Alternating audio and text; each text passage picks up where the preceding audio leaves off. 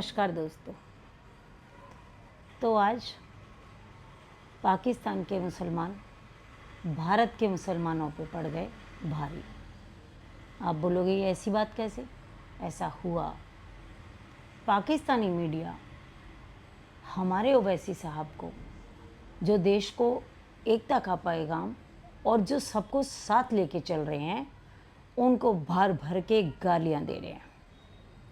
वहाँ का एक क्रिकेटर है इंजमान हुलक, वो कहते हैं कि ये ओवैसी साहब जो हैं काफिर हैं, हिंदुस्तान के मुसलमान काफिर हो गए हैं इस टाइम पे। भर भर के गालियां दे रहे हैं। मतलब जो देश हित की बात करे, जो देश प्रेम की बात करे, जो अपने देश में पैदा हुआ है, जो यहाँ पार्टीशन के टाइम पे जो मुसलमान यहाँ रह गए थे, वो काफिर हो गए।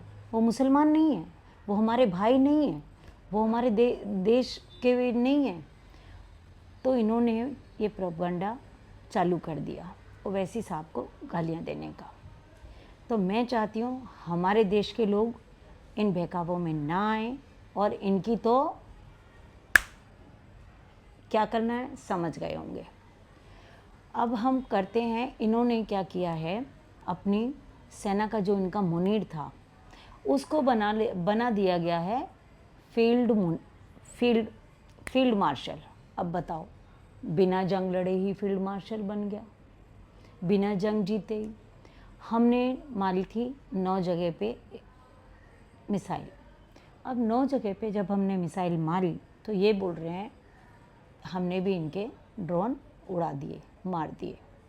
भाई मारे नहीं मारे ये तो ये जाने, लेकिन इस टाइम पे थोड़ा सा हमारे देश की कुछ पार्टी बोल रही हूँ, कुछ पार्टी के लोग ये चीज़ बोल रहे हैं कि हमें प्रूफ दो, हमें दिखाओ कितना नुकसान हुआ है। तो मैं चाहती हूँ, और आप भी यही चाहते होंगे, कि हमें प्रूफ देने की ज़रूरत है।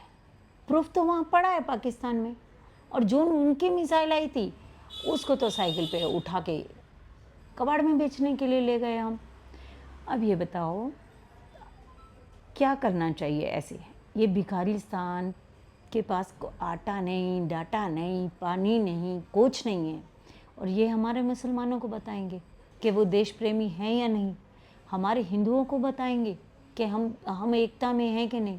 लेकिन कुछ नेताओं की वो क्लिप वहाँ पे चला के बार बार बोल रहे हैं कि यहाँ पे ये हो रहा है, वो हो रहा है, हम जीत गए।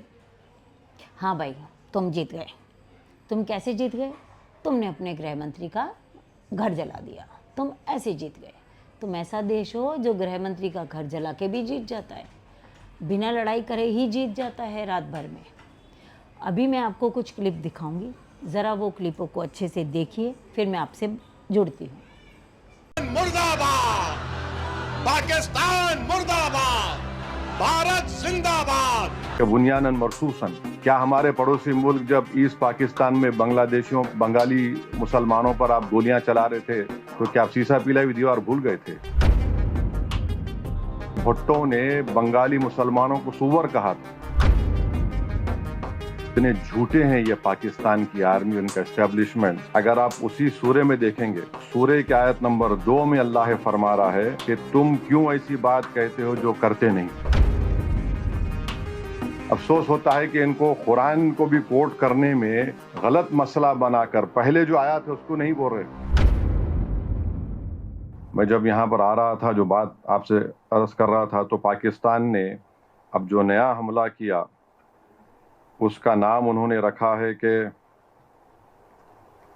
बुनियानन मरसूसन, माने ये कुरान शरीफ की असफ सूरत की आयत नंबर 4 है, जिसमें अल्लाह ये कह रहा है कि तुम अल्लाह से मोहब्बत करते तो एक सीसा पिलाई दीवार की तरह खड़े हो जाओ। मगर इतने झूठे हैं ये पाकिस्तान की आर्मी, उनका एस्टेब्लिशमेंट। अगर आप उसी सूरे में देखेंगे तो उस सूरे की आयत नंबर 2 में अल्लाह फरमा रहा है कि तुम क्यों ऐसी बात कहते हो जो करते नहीं हो। इसके बाद ये आयत आ रही है। तो इतने झूठे हैं कि कुरान को भी, आयत को भी, उसका पूरा मकसद हासिल नहीं करना चाहते।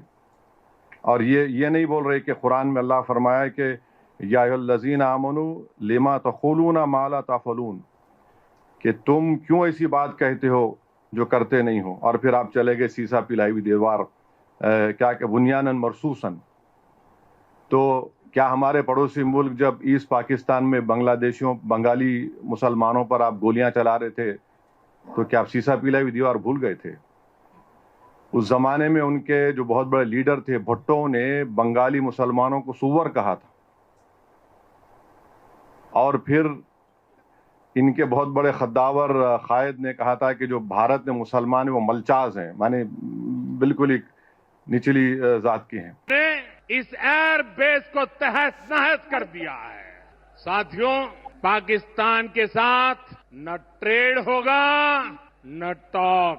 अगर बात होगी तो सिर्फ पाकिस्तान के कब्जे वाले कश्मीर की, पीओके की, जो हिंदुस्तान का लहू बहाते थे, जो हिंदुस्तान का लहू बहाते थे, आज कतरे कतरे का हिसाब चुकाया है।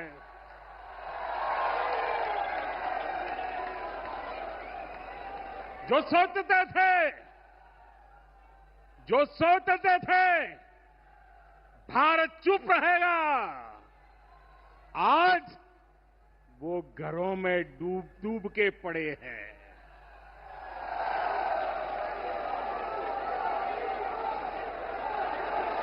जो अपने हथियारों पर घमंड करते थे, जो अपने हथियारों पर घमंड करते थे, आज वो मलबे के ढेर में दबे हुए हैं।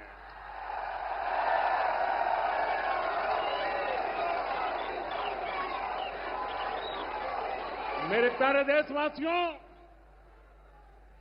ये शोध प्रतिशोध का खेल नहीं, ये शोध प्रतिशोध का खेल नहीं, ये न्याय का नया स्वरूप है। ये न्याय का नया स्वरूप है। ये ऑपरेशन सिंदूर है।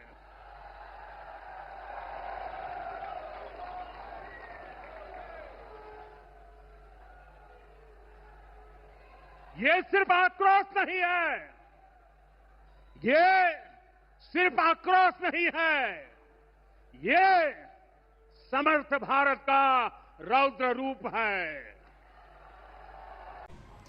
तो दोस्तों, आपने ये क्लिप देखा, आपने देखा इन्होंने क्या बोला, लेकिन मैं बोल रही हूँ इस वक्त हमारे देश के मुसलमान भाइयों को भी सड़कों पे उतरना चाहिए और इन्हें भर भर के इनकी औकात दिखानी चाहिए और सब एकजुट हो जाओ। कोई पार्टी से रिक्वेस्ट है, प्लीज़ ऐसे स्टेटमेंट मत दो जो पाकिस्तान तुम्हारे अगेंस्ट में बोले और हमारे देश को नीचा दिखाने की कोशिश करे।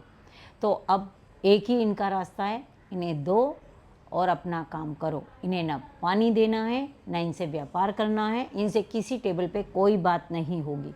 बात होगी तो खाली हमारे मोदी साहब ने जैसा बोला है, हमारी सरकार ने जो बोला है, हमें सिर्फ पीओके पे बात करना है और पीओके पे बात करना है। और बलूचिस्तान ने तो अपना काम कर दिया, बलूचिस्तान ने अपना हिस्सा लेके ही रहेगा और उन्होंने अपना नेशनल फ्लैग भी बना लिया है। तो मैं यही चाहती हूँ हमारे देश के मुसलमान जो वैसी साहब कर रहे हैं उनके साथ जुड़ो ज़्यादा से ज़्यादा और इनको सबक सिखाओ। जय हिंद, जय भारत।